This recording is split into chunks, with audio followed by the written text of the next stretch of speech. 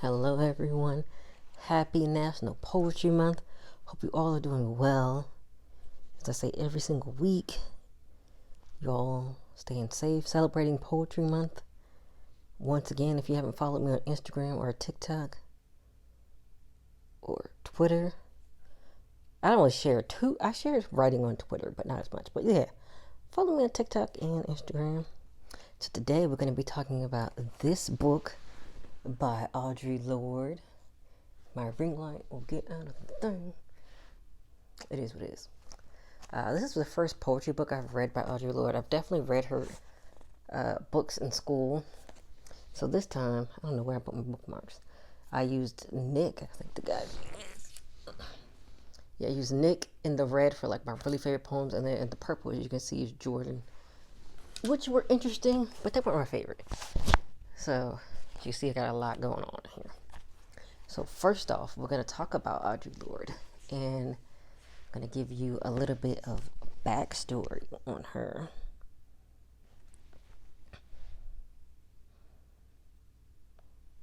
So I'm using Wikipedia, so hopefully if anything's wrong, y'all will know. But Audre Lorde, she was a American writer, feminist, womanist, librarian, and civil rights activist. She was born February 18th, 1934, and she passed away November 17th, 1992. She was self-described black lesbian mother, warrior, poet, who dedicated her life and her creative talent to confronting and addressing issues of racism, sexism, classism, and homophobia. As a poet, she is best known for her technical mastery and emotional expression, as well as her poems that express anger and outrage of civil and social injustices she observed through her life. As a spoken word artist, her delivery has been called powerful, melodic, and intense by the Poetry Foundation. Her poems and prose largely deal with issues related to civil rights, feminism, lesbianism, illness and disability, and the exploration of black female identity. So that's just the opener. She was born in New York City to Caribbean immigrants. Her father, Frederick Byron Lord, was from Barbados. And her mom, Linda Gertrude Belmar Lord, was Grenadian and had been born in the island of Carriacou. So yeah, Lord's mother was of mixed ancestry but could pass for Spanish, which, Spaniards are technically white, which is a source of pride for her family, of course. Lord's father was darker than the Bellarmine family liked, and they only allowed the couple to marry because of Byron Lord's charm, ambition, and persistence. They settled in Harlem.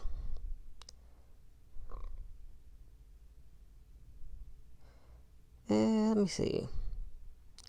Originally, she had a Y in her name, but she liked the symmetry of the two E's in Lord and Audrey.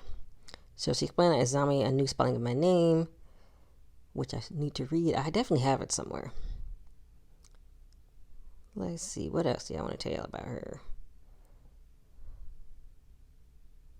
She went to the University of Mexico. She says she describes it as a time of affirmation and renewal. So, she was a writer. In 1968, she was a writer in residence at Tolugo College in Mississippi.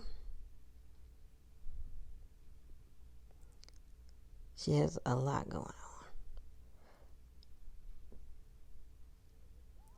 But that's just a little bit about her. I'm trying to see. She has a lot of information.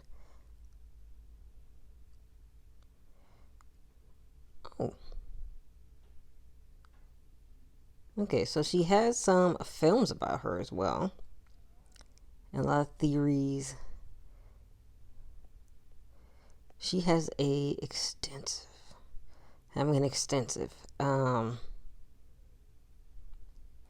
And per her identity goes, she describes herself as a black, lesbian, feminist, poet, mother, etc.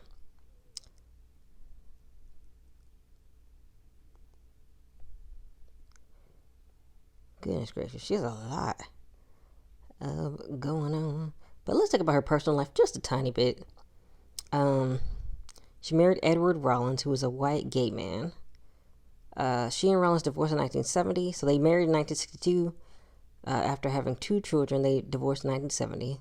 Elizabeth and Jonathan. In 1966, Lord became a head librarian at Town School Library in New York City, where she remained until 1968. She had met while she went to Mississippi in 1968.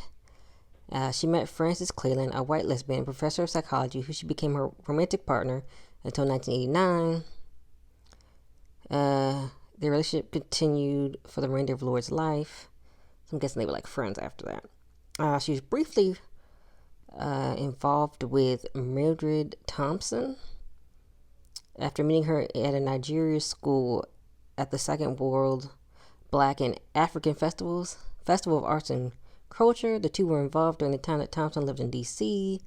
Lord and her life partner, Black feminist Dr. Gloria Joseph, resided together in Joseph's native land of St. Croix. Together they founded several organizations, such as the Che Lumumba School for Truth, Women's Coalition of St. Croix, U.S. Virgin Islands, Sisterhood in Support of Sisters in South Africa, and Doc Lock Apari.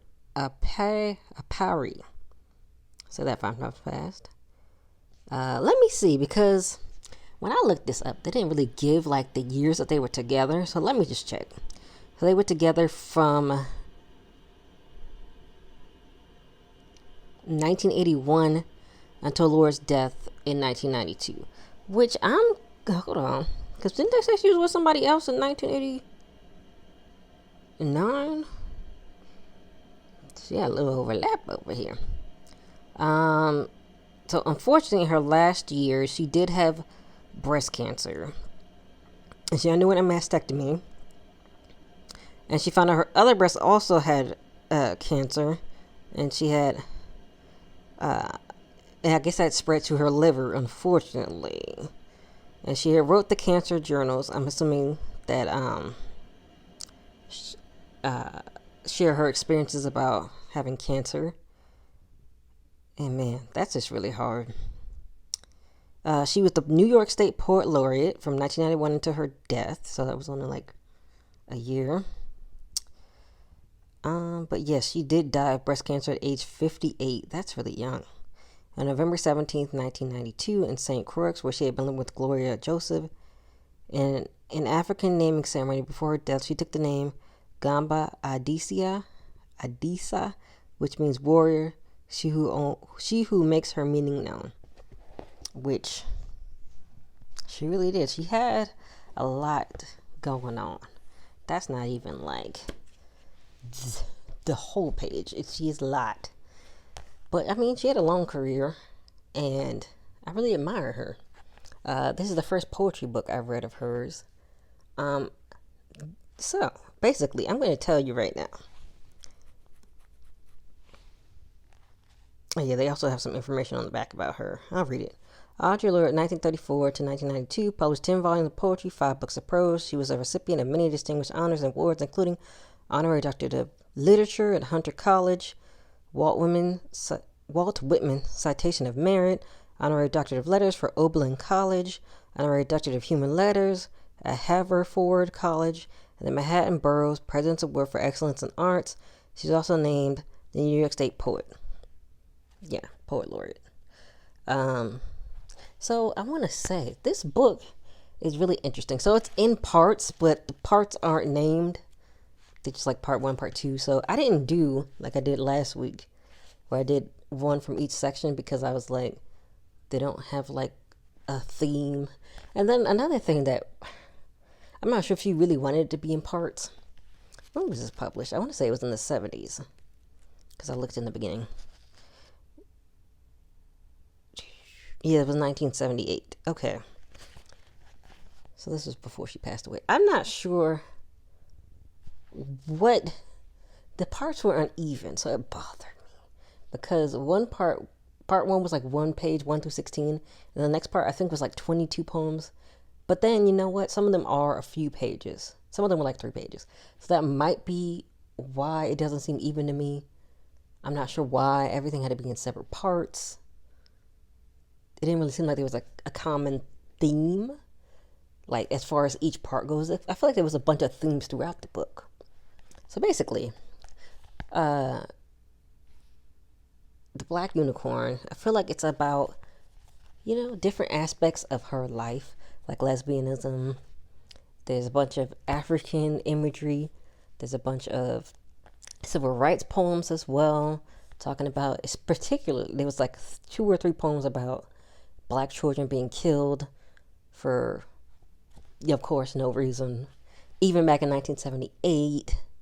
And one story was a police officer getting acquitted with an all-white jury except for one Black woman, which that pissed me off. But I'm not going to rant. But yeah, and then I want to say, if you like very imagery-laden poems and that may not have a straightforward meaning, this is great. I like all kinds of poetry, obviously, right? As we can see. So I had no problem with this one having a lot of imagery and not really a straightforward message. But if you're the kind of person who just wants people to get right to the message, this book is not for you. If you need someone to just be like, okay, tell me what you want to tell me. I don't need any metaphors. I don't need any imagery. Then this book is for you. I highly recommend it, honestly. It's very diverse. There's a lot of different kinds of writings. There's short poems, there's really long poems. There's poems that are like 5, 6 sections. Some are, one is 11 sections, which is really interesting. Yeah, it's just a lot of different things going on in here. So I really recommend it. The only con I had, besides if this kind of writing is not your style, is there were some typos in this book. It was I remember specifically 2. They had the word that in a poem without the A. They had answered, but instead of an S, they put a U. I was like, is that supposed to be something new? But when I Googled it, a nude did not come up. So that's just really weird to me. But that was the only thing that I thought was wrong with the book. So, I highly recommend it. I really want to read more for poetry. And I think I have Zami, new spelling of my name, somewhere in here. Or in my storage out there. You know what I mean. Everybody has a storage room in their house. So, but I recommend it. It's 118 pages. I read it in hour and a half, so it's not bad. But yeah, so I'm gonna read some of the poetry in here. I'm gonna read just the poems that I wrote to. There's a lot in here. Some of these are 2-3 pages, so I'm gonna read the first poem though, because the book is called The Black Unicorn, and the first poem is The Black Unicorn. And I wrote my own poem to The Black Unicorn. So she dedicated the book for her parents. So this is for Linda Gertrude Belair Lord and Frederick Byron Lord. The face has many seasons. That seems like that's interesting. Okay. And then in the back, they have a glossary of all of the African names of deities and things that she mentioned. I thought that was really cool. So here's the Black Unicorn. The Black Unicorn is greedy. The Black Unicorn is impatient. The Black Unicorn was mistaken for a shadow or a symbol and taken through a cold country where mispainted mockeries of my fury. It is not on her lap where the horn rests, but deep in her moon pit growing. The Black Unicorn is restless. The Black Unicorn is unrelenting. The Black Unicorn is not free. So yeah. It wasn't what I was looking at. I had started reading this book. I had read the first poem, but I didn't remember it, of course. But I like this poem, but it's not one of my favorites. But I figured the book is called The Black Unicorn. That's the first poem. Might as well write something to it. So I wrote my own version, or inspired. So it's called The Black Unicorn, of course. The Black Unicorn is strong. The Black Unicorn is relentless. The Black Unicorn is scorned for her people, or ones who look similar, and taken through a cold country where she is constantly mocked, where a deep resentment grows, deep in her moon pit. The Black Unicorn is tired. The black unicorn is sad. The black unicorn is not free. Of course, the freeze back, so it should be. The black unicorn is not free. That's one thing about formatting. When you write the actual words on the paper, you can't really format it like you can on the computer. But I took this poem to mean like basically like black women in general are kind of like used and not really appreciated. We're used like as a symbol for our people. That's kind of that's how I wrote it. But that's also how I interpreted it. Like we're supposed to be this symbol for black people, but we're not really free to be ourselves, basically. Because as we know, every week somebody's appropriating something of ours and then acting like, oh, it's just hair or it's just this, but then we get discriminated against for it. So it's like a hot mess, basically. All right, so the next poem I want to do is called Woman. Let me see if I can find it. Oh, and she also, this is really interesting. She also has a poem for Assata Shakur, which I found really interesting. Like last week we had the poem for Tupac with Nikki Giovanni, and then she has this poem for Assata Shakur. Okay, I need page 82. So this next poem is called Woman. Woman, I dream of a place between your breasts to build my house like a haven, where I plant crops in your body, an endless harvest where the commonest rock is moonstone and ebony opal, giving milk to all of my hungers, and your night comes down upon me like nurturing rain. When I read that, I was like, oh my gosh, all the imagery in that, and it's a really short poem. It's like, look at that. That's it. You get this whole image in your mind. Great. So I wrote a poem called Woman too. I dream of a place between your thighs to build a house like a haven, where I feel safe in your body, a forever shelter, where the smooth jade is sparkling in fire opal, giving juice to all of my thirst. Your night comes down upon me like refreshing rain. So I hope I gave y'all an image in that. So this next one is really interesting because it's like something super simple, but she made it like so interesting. So it's called Contact Lenses. Lacking what they want to see makes my eyes hungry, and eyes can feel only pain. Once I lived behind thick walls of glass, and my eyes belonged to a different ethic, timidly rubbing the edges of whatever turned them on. Seeing usually was a matter of what was in front of my eyes, matching what was behind my brain. Now my eyes have become a part of me exposed, quick, risky, and open to all the same dangers. I see much better now, and my eyes hurt. I thought that was really interesting.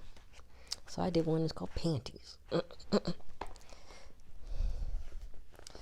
Lacking what they want to feel makes my lady hungry, and she can feel only cold.